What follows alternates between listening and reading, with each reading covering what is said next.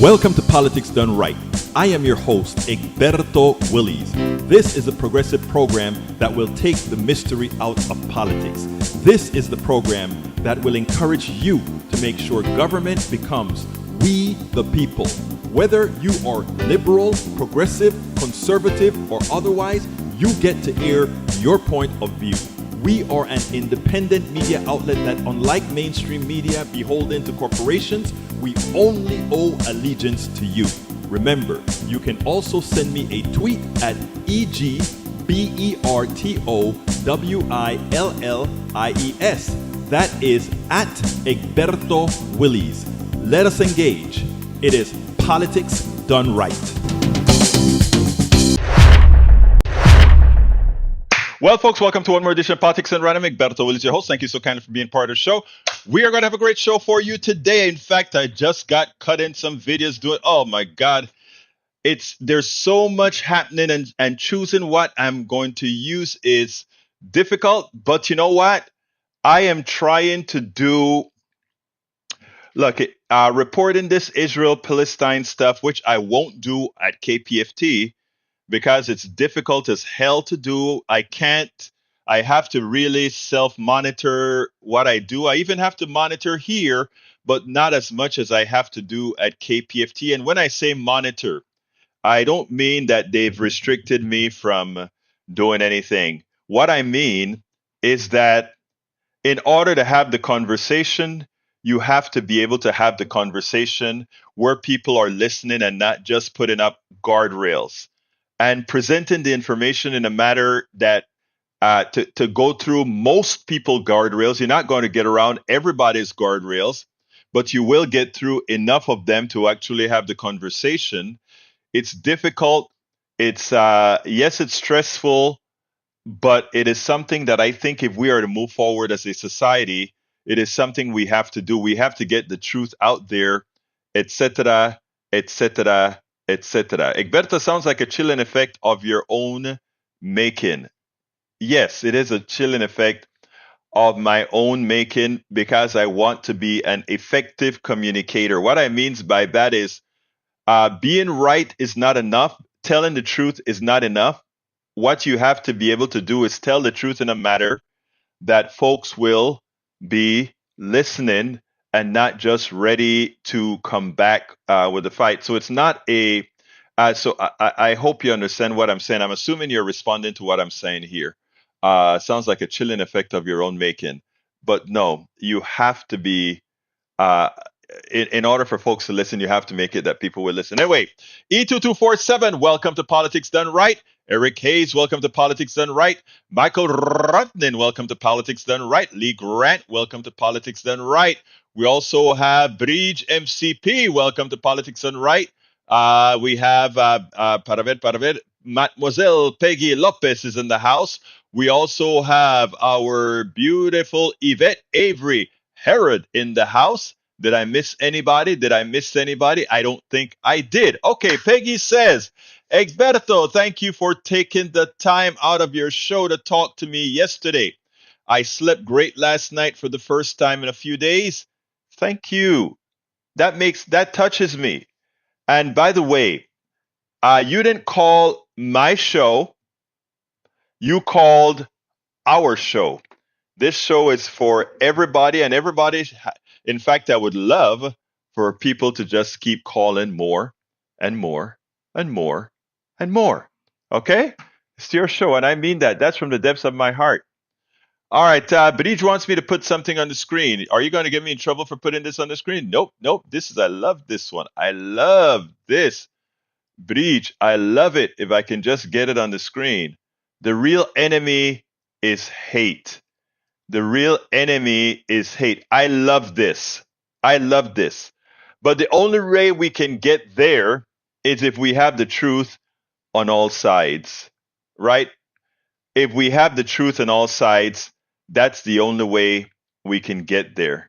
And we don't get the truth on all sides by having folks, by not being able to communicate. You remember that part? We must have a way to communicate.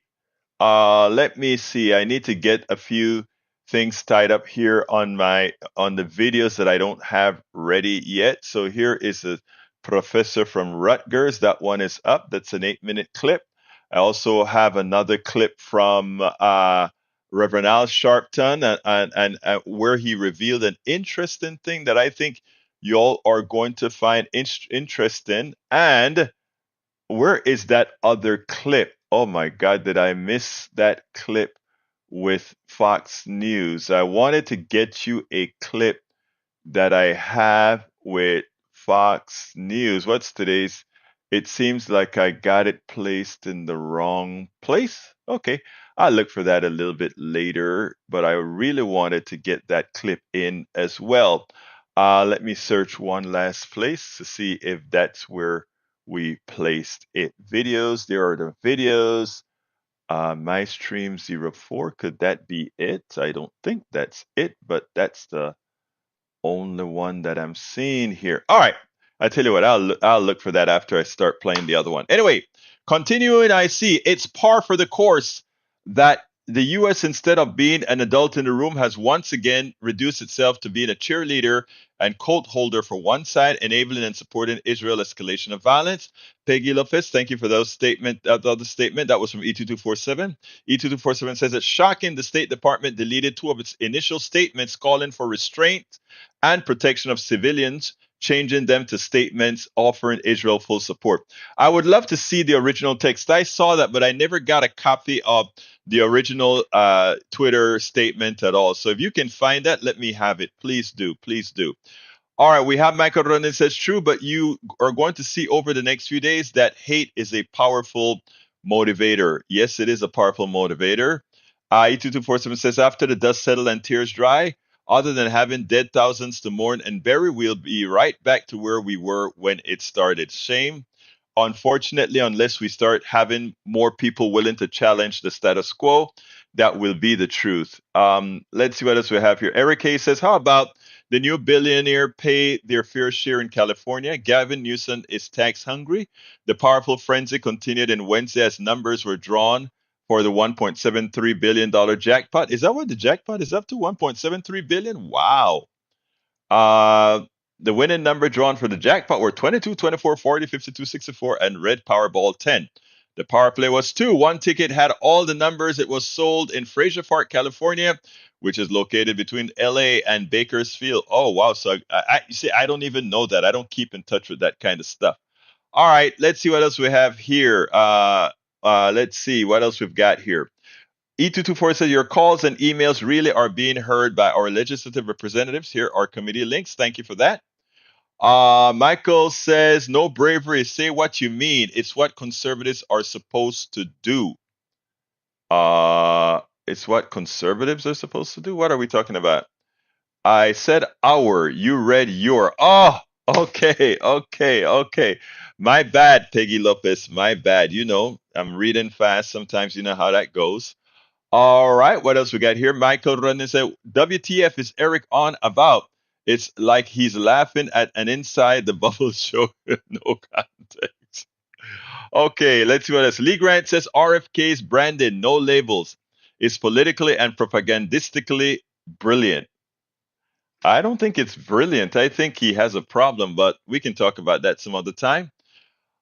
All right, Tom C says Netanyahu. Oh, say you. Oh, this I got to read this right because this is one of his limericks. So let me get his limericks right. All right, this is Tom C's limerick. Ready for it? All right, it goes like this: Netanyahu. Oh, say can you see? Revenge warfare is just total insanity. With an eye for an eye, many innocents will die. Jews, Arabs, and all of us share a common humanity. I love it. I love the insanity with humanity. Let's do it again. Netanyahu. Oops, let's do it again. Netanyahu. Oh, say you can see. Revenge warfare is just total insanity. With an eye for an eye, many innocents will die. Jews, Arabs, and all of us share a common humanity.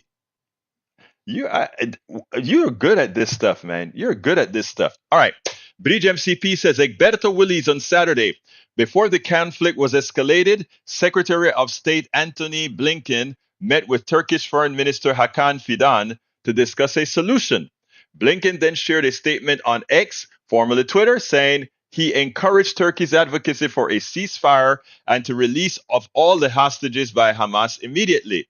He quickly deleted the post and replaced it with a statement that said only, Israel has the right to defend itself, rescue any hostages, and protect its citizens. Blinken's fast 180 was the second time the State Department backtracked on a statement calling for Israeli restraint.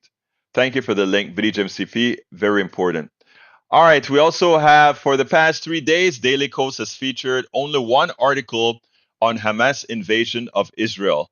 The is relevant as one of Egberto's main sources of info comes from the Daily Kos. By the way, I'm also a contributing editor to the Daily Kos, so that's not true what you're saying because my program, as I didn't get a chance to put it up today, but it's generally taken and covered at Daily Kos as well. So that's not true at all. Egberto, hey, it says Egberto, you should keep in touch with Billy. Anyway, let's continue. Melanie Keelan, welcome to Politics and Right. And folks, don't forget, sign up for our Ask Egberto Anything this weekend. politicsandright.com/ask Egberto. politicsandright.com/ask Egberto. We're having it this week. Eric Hayes says, so those that want to kill Westerners and Jews and others and profess it should get away with it. Is that what Politics Done Right with Egberto Willis is saying? If that is what you're hearing, that is what you're choosing to hear. Completely. That's not what I'm saying at all, but that's what you'd like to do. Lee Grant says, when one people swear to eliminate another, where is the compromise? The compromise is, first of all, not all of one people are saying eliminate the other. That's not what it's all about. But we should actually look at it within the American context on what we did, right? We weren't looking for peaceful solutions when we were dealing with the indigenous folks. We weren't looking for peaceful, but we got over that, right? Eventually, we kind of got there, right? I remember at first when we came to this country, one of the things we wanted to do is get rid of the savages, because if we could call them savages, we could annihilate them. That is what the current media wants to do with the Palestinians. And when we have a very small percentage of Palestinians do a heinous crime like what has occurred in Israel, which is terrible, it's horrendous. Then we paste that on to all Palestinians as if all Palestinians would do that sort of stuff. We make sure that they look like animals, and then that justifies the treatment that you're going to see taken out on them. We dehumanize them, and then we get rid of them. That's what we've done with the indigenous people in America, right? We dehumanize them, then it's then okay to kill them. That's what we did with the slaves, right? We dehumanize them, and then it's okay to kill. It is a standard modus operandi. And one of the reasons you see people like myself have issues talking about this thing is that as you're talking about it, you don't get a chance to expand it fully. As soon as I say the Palestinians need XYZ, you are anti-Semitic. No, I'm not. One of my best friends, and I know that's when people say, "Oh, I have a black friend," people look at it like, "Oh yeah, I get it." No, but my thing is, I have best friends of every hue, of every culture, etc., and I don't talk in a vacuum. I talk from a position where there are many people I interact with. But it's so darn difficult, especially in these times. I have problems covering this subject solely because I want to make sure it is covered in a manner that makes people think critically. Michael Rodden says, Daniel Ado might actually consider this one from Daily Kos before he talks SHIT about that site, as they posted something like 24 articles about Israel-Palestine conflict from multiple perspectives, why Israel cannot de-escalate until Hamas is escalated. I mean, but not only that, I have an article out there as well. So, I mean, some folks just talk for the sake of talking and not realizing that other people are going to look, right? But anyway, I want to start today with a professor. I think she teaches at Rutgers. and she's a lawyer, and she was allowed. Katie Tur, I love Katie Tur. I am surprised that Katie Tur did not cut this interview short. Whether you agree or disagree is not the issue. What's the issue is understanding where she's coming from, because her perspective is not only represented by much of what has already occurred, but the perspective that many people have. So I want you to listen to this in the spirit in which she spoke, and then we'll take it on the other side. Joining me now is Nora Erakat. She's a human rights attorney, Palestinian American activist, and associate professor at Rutgers University. Nora, the images that we've been seeing for the past 6 days, both inside of Gaza and the images of what happened to the Israeli citizens, both have been so gut-wrenching, so difficult to watch. It makes it feel like there is an intractability to this fight. As you've been studying this, what can happen next? Thank you, Katie. These are indeed gut-wrenching images, but they are also preventable images and preventable mass atrocities. The condition that the largest crime and the condition that sustains this violence is the crime of apartheid and the apartheid system that Israel oversees, and that the United States has been the primary supporter of in military, financial, and diplomatic support. This is not something that can be solved militarily. This requires a political and a diplomatic solution, one that so many of us have been working towards. And yet what we're seeing in this very moment is a fomenting for absolute indiscriminate war crimes against Palestinians. You had a representative of the Israeli state on before you who was given a platform to talk about these military operations, despite the fact that Israel has targeted the Palestinian Red Crescent Society, has targeted sheltering the Palestinians, has targeted electricity sources, has targeted access to clean water. And yet here he is on your program justifying these war crimes, whereas you would never, ever allow a Palestinian representative of state, let alone of Hamas, on your program to talk about their military operations and justify them on your program. We have to be clear. If we want to protect civilian life, we want to protect all civilian life. If we want to apply the laws of war, then we apply all the laws of war across the board without exception. And unfortunately, we are hearing a very racist, dehumanizing framework that is justifying these war crimes against Palestinians. Can you justify what you've been seeing happen to the Israelis? Can you justify the images of the babies? Who justifies that? Palestinians are the people who have been protesting non-violently for decades. The Palestinian struggle for freedom is 100 years old, as they have been protesting against the usurpation of their land and their forced displacement. Hamas wasn't established until 1987.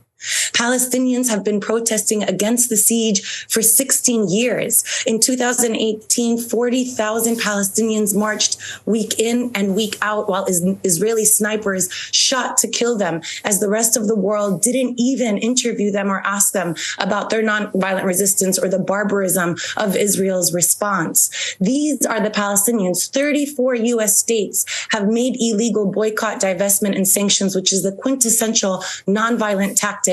And yet we are castigated as being against peace. Palestinians are leading a freedom movement and a future for everybody. What do you do? Yet Let me ask you, Nora. You turn attention to Palestinians is in moments of these horrific mass atrocities where we're put in a position to have to discuss the violence against Israelis that are abhorrent. But there is violence against Palestinian dailies, even when you can't see it in this sensational war. So what do you do about Hamas? Is Hamas a government that is functional and should remain in Gaza? Do you think that there's a coexistence between the Israelis and the Palestinians with Hamas?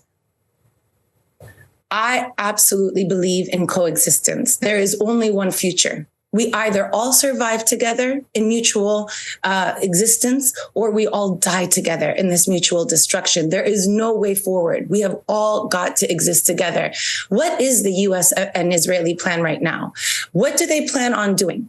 Invading all of Gaza and decimating it? How do you get rid of a fight for freedom? This is a freedom struggle. It's not just encapsulated in one political party like Hamas. It is encapsulated across the Palestinian diaspora, across all Palestinian political parties. You cannot extinguish a struggle for freedom. The demand is an end of the occupation for 56 years now, a demand of lifting of the siege 16 years now, and a demand of the end of 75 years of settler colonial removal and replacement. There is a political solution. Human rights organizations have mapped out a human rights path, which includes sanctions on Israel because of its apartheid policies, weapons sanctions that they cannot be using indiscriminately against Palestinians. There is a political pathway forward. We have been urging all to follow it.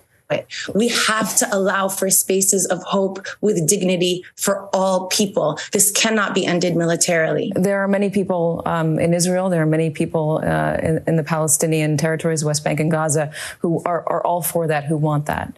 And we've talked about the current Israeli makeup of the government and the inability of forging a path forward with Palestinians. We've done extensive reporting on that on this show for the past week. But I have to ask you again, Wonderful. What about Hamas? What do you do with Hamas? Hamas was established in 1987 in the midst of the first of what's known as the first Palestinian Intifada. They were established as an opposition to the Palestinian, to Fatah, and wanted to wage a liberation struggle. From the moment that the Oslo peace process was established, Israel began to besiege the Palestinians in Gaza by creating a perimeter around them.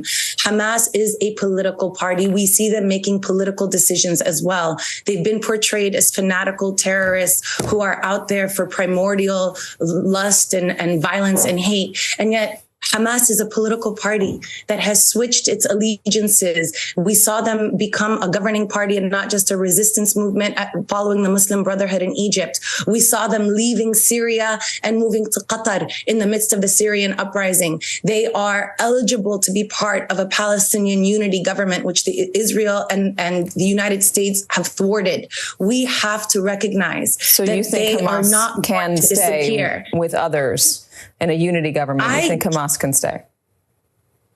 Whether or not they can or cannot stay is not the issue, because the alternative of what you're saying is that we decimate Hamas. And I have to remind viewers, Hamas is a political movement comprised of Palestinians who believe in a freedom struggle forward. They are not merely these sensational images that you see. The members of Hamas that you saw recently, right? I just want to make clear to people that these are not monsters who emerged from underground just wanting to terrorize Israelis.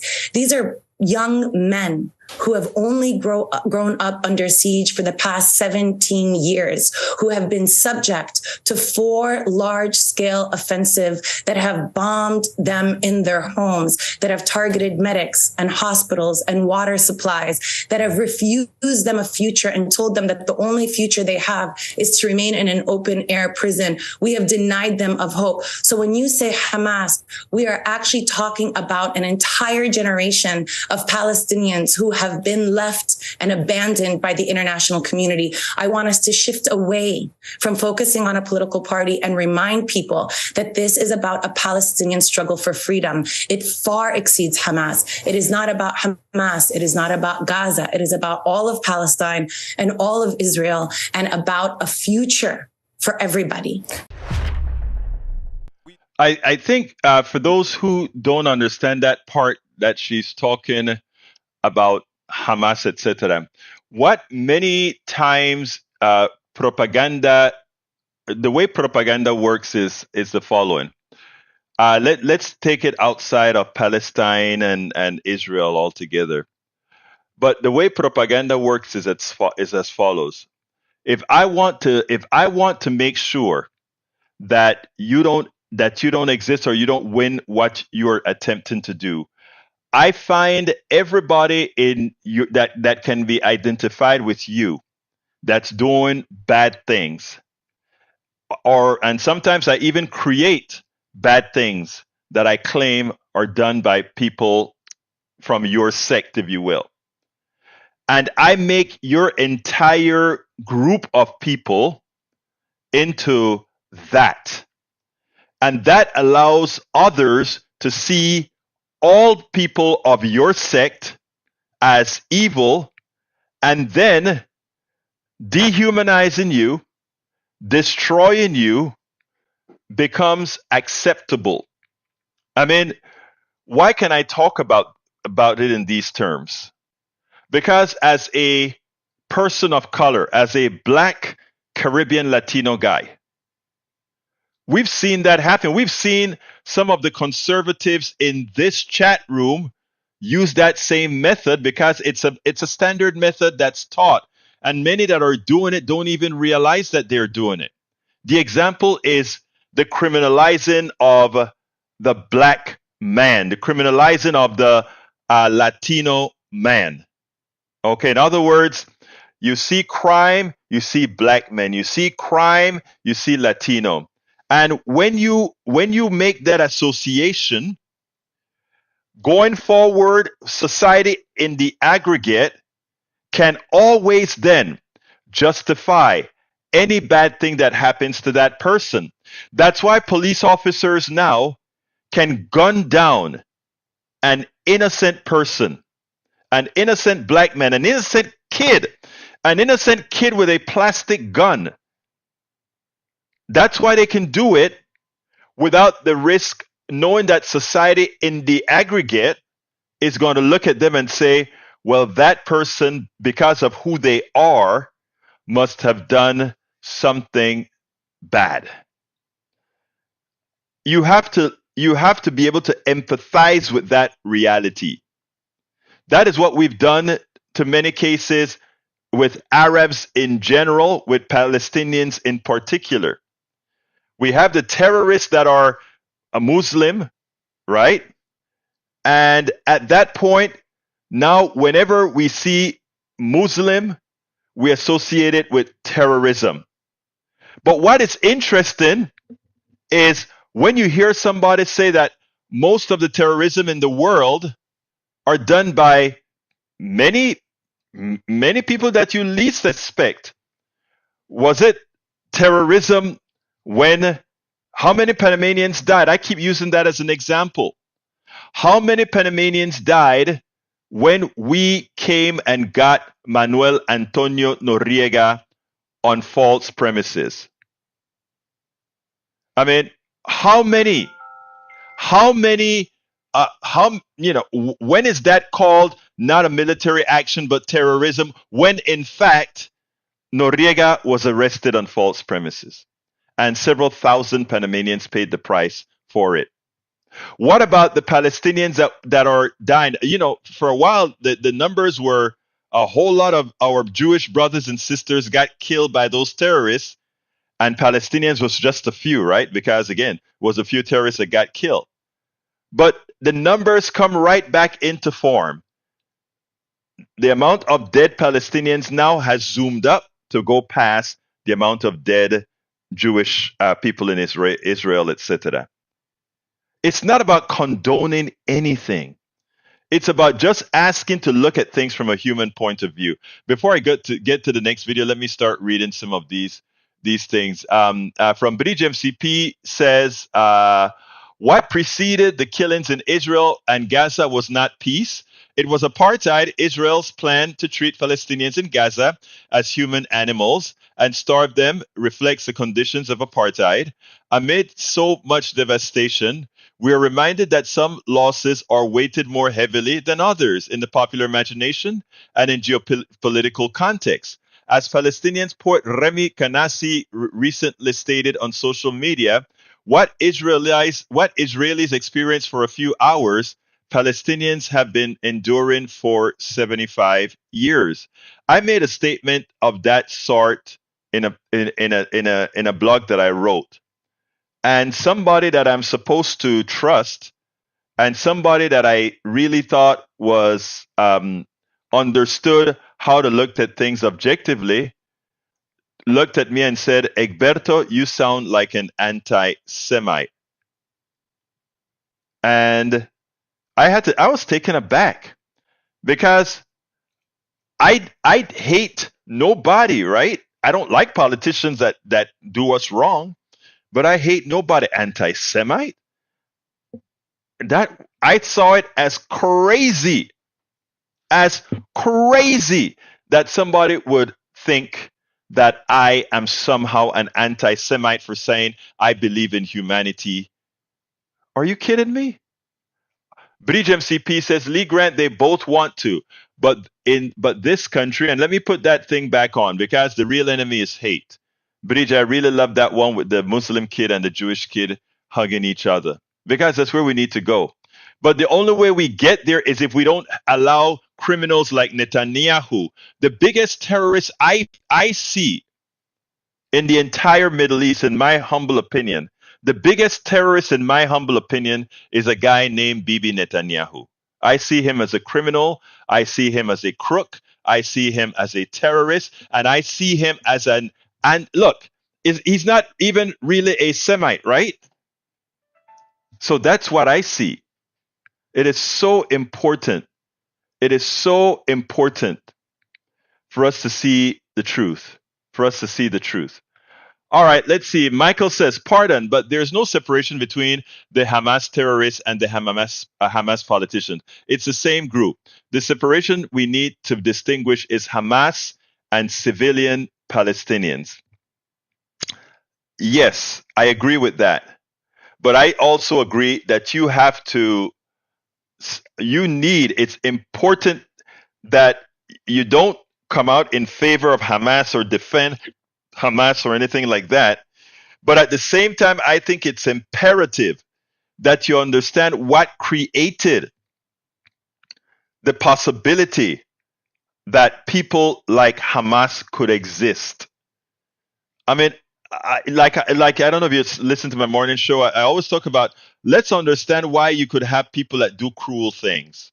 When people talk about slavery and what the people, the masters and the people who work for the masters did to their slaves, castrating them, cutting them, slapping them, slicing them alive, cutting their pelotas off, maiming them, right? These were violent acts.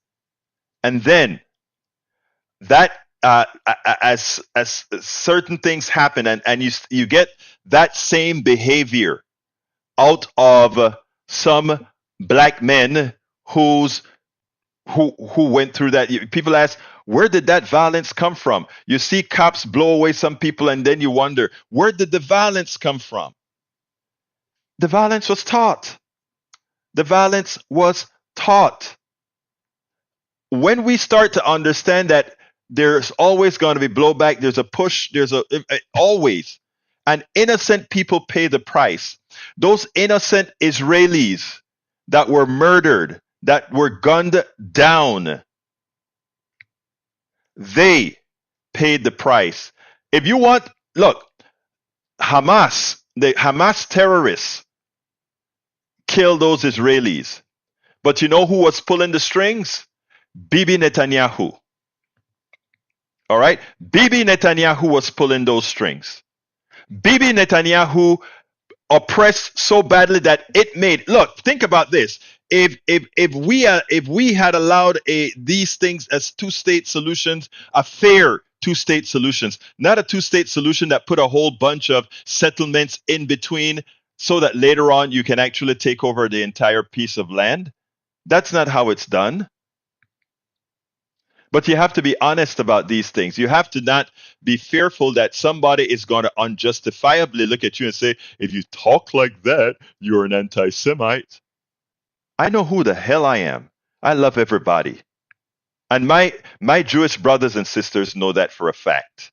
Not the ones that are out there with their ulterior motives, but the real ones know what I'm talking about. All right, Yvette Avery Harris says she broke it all the way down. That should be played everywhere. After I cut it, I sat down saying, should I play this? Should I not play this? Because if you notice the last part that she had to say about Hamas, I thought about cutting that part up, but I said that wouldn't be fair. I needed everybody to hear exactly everything that she had to say. And I knew that I did the right thing after I got the comment from Rudnin, which needed further explanation when he talks about Hamas. Mike Cisak says it's odd that Egypt is right there and a Muslim country, and these people could not just walk across, but can't. Egypt doesn't want these people either. Wow, these people. You see how you talk about them? See what that is how the dehumanization is represented. Think about that. That is what dehumanization sounds like. I'm not even going to justify that with an answer there. Bree says, Mike C, they are not allowed to leave without a pass that never comes. Let's see. Daniel Lado says, Yvette Avery Herod, yes, please. She really took off the mask. It should be shared wider so everyone can see the face of evil. Wow. No one in Arabia wants to take these people. You see, that's what dehumanization looks like. These people. I saw a lot of these young kids in the hospitals without electricity with half their face blown off. That's what happens when you can characterize folks as these people. A Boogeyman says the problem is both sides are good and bad. Exactly, Boogie person. If you are looking for a good guy in this conflict or a bad guy, you won't find it without oversimplification. You nailed it. A Boogeyman person, you nailed it. That is correct. But he says you see Israel and you see Arabs, aka Muslims. Tom C says, I hate war as only a soldier who has lived it can, only as one who has silly seen its brutality. Oh, that's another limerick. Let's see. I hate war as only a soldier who has lived it can, only as one who has seen its brutality, its futility, its stupidity. Dwight Eisenhower. Oh, that's what Dwight Eisenhower said. I didn't know that. I thought you were about to write another limerick, Tom. Abrid says, perhaps, Mike, you should ask why. Israeli will not allow them, period. Tom C., I object to violence because when it appears to do good, the good is only temporary. The evil it does is permanent. Perfecto, hermano. Exactly. But he says, yes, Eric, plenty have been there. Look, Michael says, Egberto, you just described media malpractice when news shows instances of minorities doing crimes, ties minorities to criminality in the minds of those who see one instance after the next, not realizing these are statistical oddities and that crime rates in the U.S. are going down. See why I love my peeps? Now, do you see why I love my audience? Because I have a critically thinking audience. That's what I'm talking about, folks. And that's why you come here for critical thought. Unfortunately, some people are going to terrorize what I just said and not really listen to it in the context in which it is saying. But that's the risk you have to take for being honest. Mike Cisak says, Bridge MCP, I'm asking why Egypt won't let the people into the Gaza Strip. She explained that. Bridge, I do not condone what Hamas has done or what Israel has done. Thank you for really being complete with that answer, Bridge. Bridge also said, Mike C., Israel will not allow them. That's why. Daniel Lado says we associate terrorism with Islam for good reason. Since the 70s, Muslims have been quite busy being terrorists, so much so, just like soda, everyone just calls it Coke. They have successfully claimed the brand. All right, let's get real. What is terrorism and what is the outcome of terrorism? Terrorism's outcome is dead people, right? Let's look at who has created the most dead people in the last 100 years. Do your homework and then get back with me and then tell me who the terrorists really are. Okay? I really want you to do that exercise. I'm not even going to answer the question. I say, go get the cumulative deaths of people who are the ones dying. And then please tell me who is the largest perpetrator of terrorism. And I start with what occurred with Manuel Antonio Noriega. Noriega, if America wanted Noriega, they could have sent a commando. If they thought they could legally take Noriega under international law, they could have sent a commando into Panama got Noriega, got him out of there because guess what? The canal zone is right next door. They could get Noriega and they could fly. They could have flown out of Fort Albrook. Fort Albrook is an American base in Panama. You see, we know these things. Many Americans like Daniel Ledo, etc., don't know it because, again, one of the modus operandi in the United States is to keep our population fairly ignorant. And that's what we do. All right. All right. Bruce says, I'm here. Welcome aboard, Bruce. Let's see what else we got here. Daniel Ledo says, yeah, Hamas did a lot recently to foster love with Jewish neighbors. Oh, my God. Egberto, you see people who want freedom and peace as the greatest terrorists. Really? Who wants freedom and peace that I see as terrorists? Please tell me. Please tell me let me tell you, I distinguish between American policy, the American government, we the people, and the American people. All right? I distinguish that. The American government portions that are governed by the plutocracy, the corporatocracy, there's no freedom loving in that particular sect at all. The sole purpose is to dominate where we get the natural resources that we can take.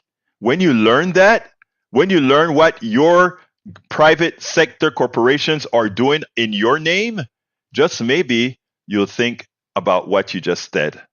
Daniel Ledo, or rather, Michael said, Daniel Ledo, in the last 10 years, most domestic terrorism in the United States came from far-right extremists, not from Islamics. ADL, right-wing extremists, were linked to at least 26 extremist-related murders in the United States in 2021 and has been responsible for 75% of such murders in the last 10 years, according to new data from the Anti-Defamation League.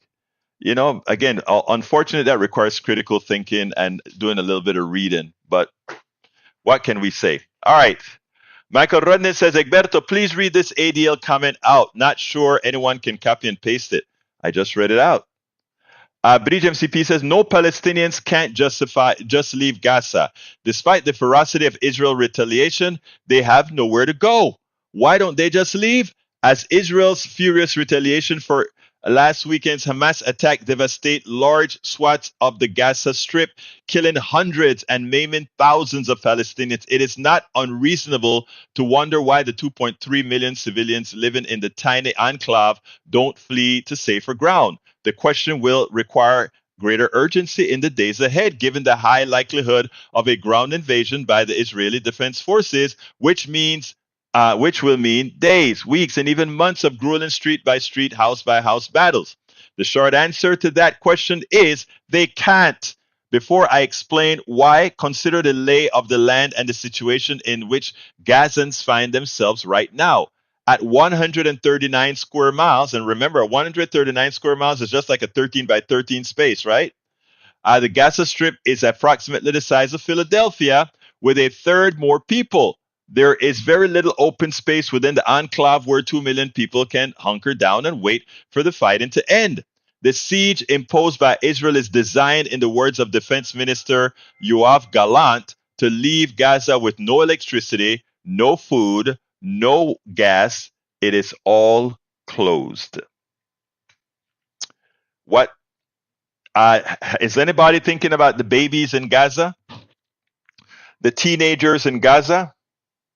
The bloody feeling. Look, we already have we care about Israel. There's no doubt about it. Israel has all our support. Not only our support in our tax dollars, but in the military. They got all our support. And all of this seems to be going against one group of people, harming one group of people. Okay? Those are the statements of facts.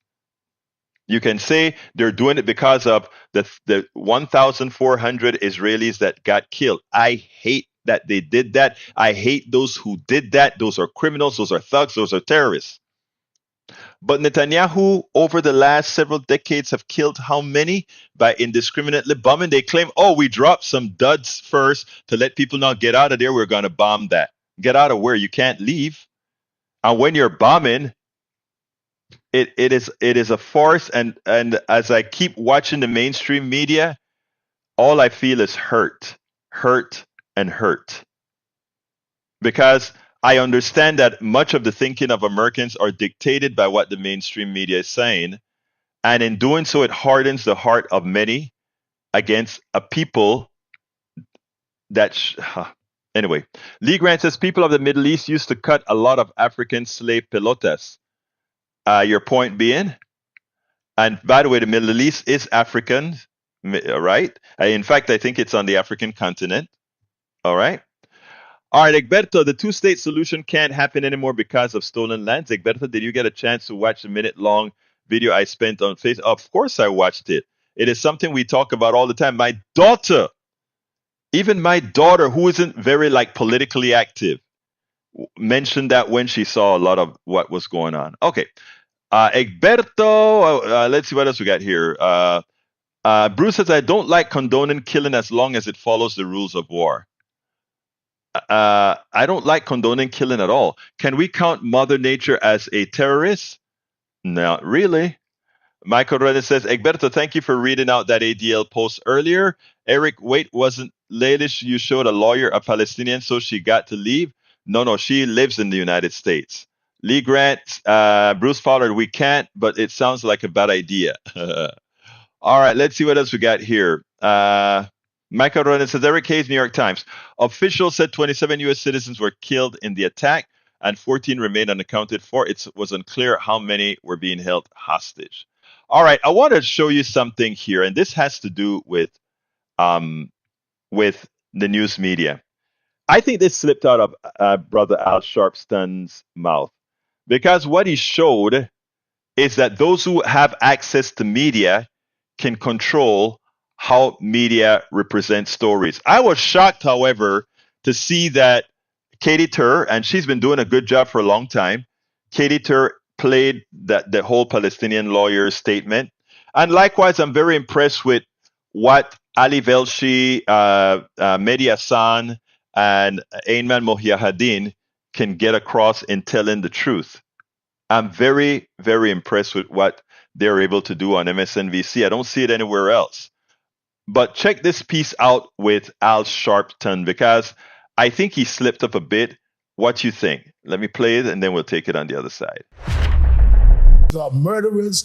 The government of the United States and everybody else needs to do what they can, because we're talking about people that have no cause of human life. They're not trying to get a two-state solution or any solution. They're trying to wipe people out, and we can't let it happen.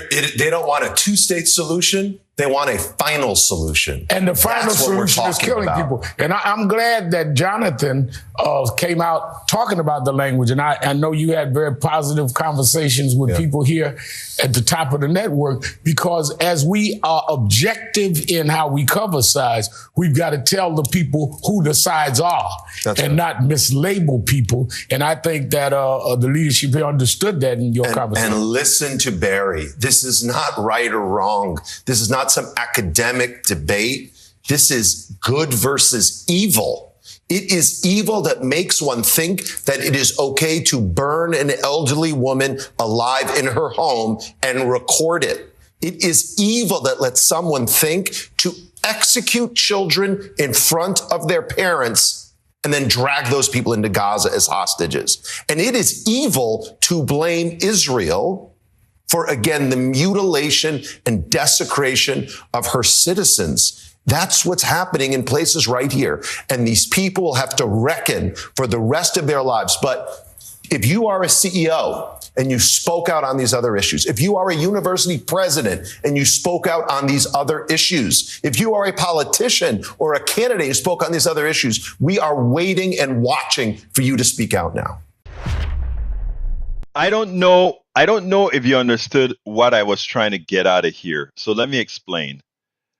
Did you hear what Al said? He looked at the guy and he said, I know you had positive conversations with the higher ups at NBC about this, and I know you're happy with the conversations that you had. That was scary, because he has access. That Palestinian lawyer, you notice how she started our conversation? You gave him the ability to say these things. I wish you would give more of us the ability to tell our story. And what Al Sharpton did there is he pointed out and he made it clear that some people have access to how the news is going to be told. And if you notice right now, the big propaganda machine is on. Look, I don't know how much I can tell folks how I feel. I have a daughter, I got a wife, I got a mother, I got an aunt, all these people that Hamas murdered, that Hamas annihilated, those were terrorist acts, those were bad things that they did. Yes, it was. But, and it's a very important but, that they don't want to have a but. If you want to solve problems, you have to allow what allows these things to happen. What allows Palestinians in Gaza to hide terrorists that are doing certain things or to protect them? Why do they do that?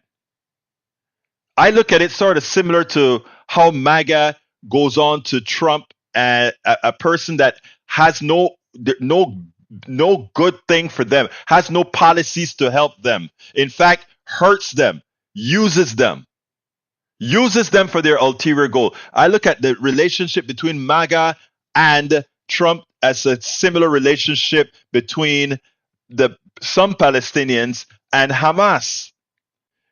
That's the strong man you're putting your hopes on because you feel like you otherwise have no hopes. In the case of the Palestinians, how many people come to their defense? How many people are brave enough to say, you have been wronged as well? How many people are willing to do that? How many? Again, because of the fear of what folks are going to say about you. It is sad. It is horrendously sad. And the problem is going to continue until we really get to the root of these problems and solve them. Until we get to the root of the problems and solve them, they will always continue and remain, and that's why they have continued. Because the root cause, welcome Paul Fleming, the root cause of the problem has never been addressed. Because we have always given preferential treatments to certain countries. I mean, it's funny. We supported people like Somoza, Somoza in El Salvador, and these different people in Nicaragua, and all of them dictators. Even the Filipino guy. But then we talk about democracy. I wish more people would do critical thinking. Because if we did more critical thinking, these problems would be solved. But we don't want to do critical thinking because there is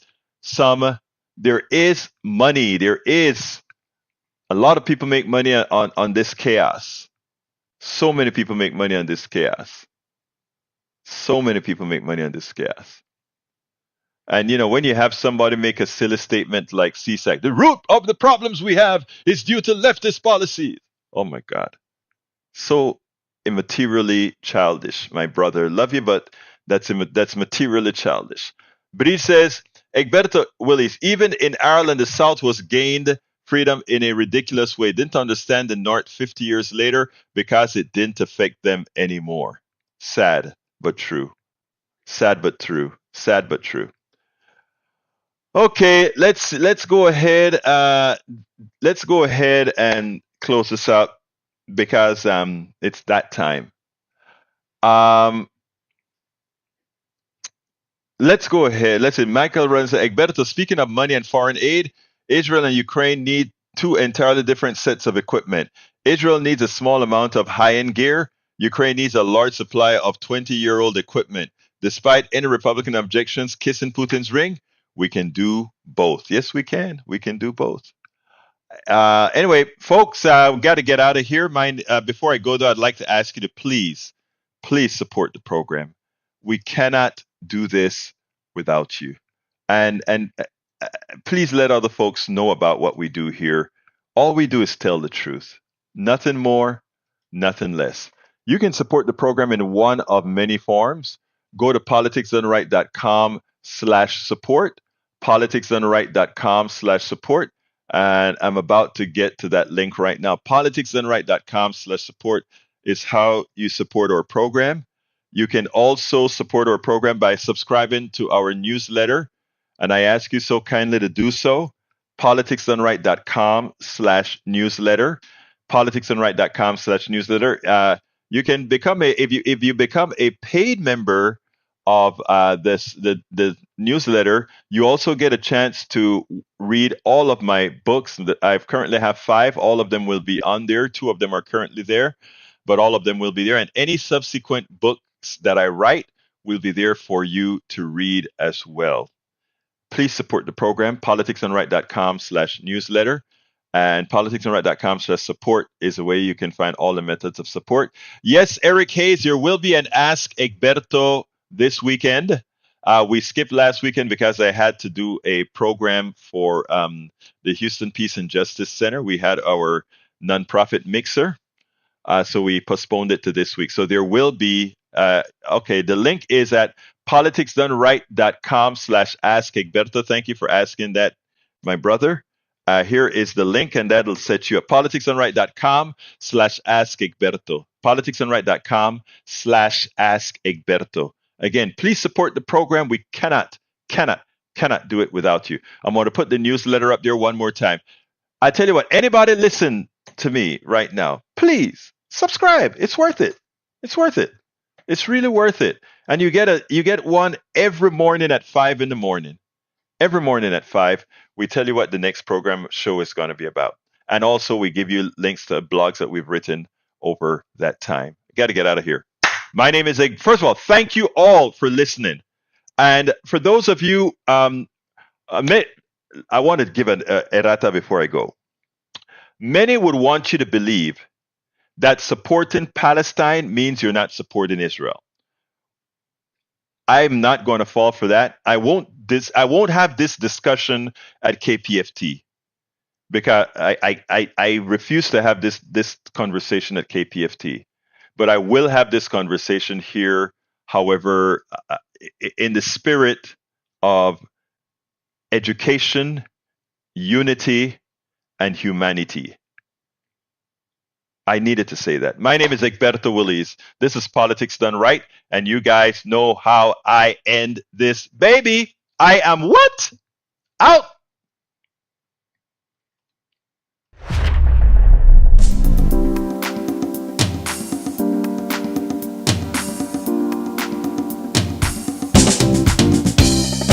Welcome to Politics Done Right.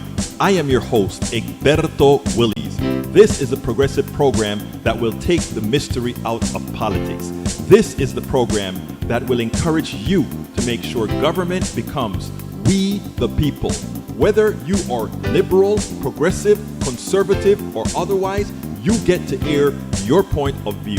We are an independent media outlet that, unlike mainstream media beholden to corporations, we only owe allegiance to you. Remember, you can also send me a tweet at EGBERTOWILLIES. That is at Egberto Willies. Let us engage. It is Politics Done Right.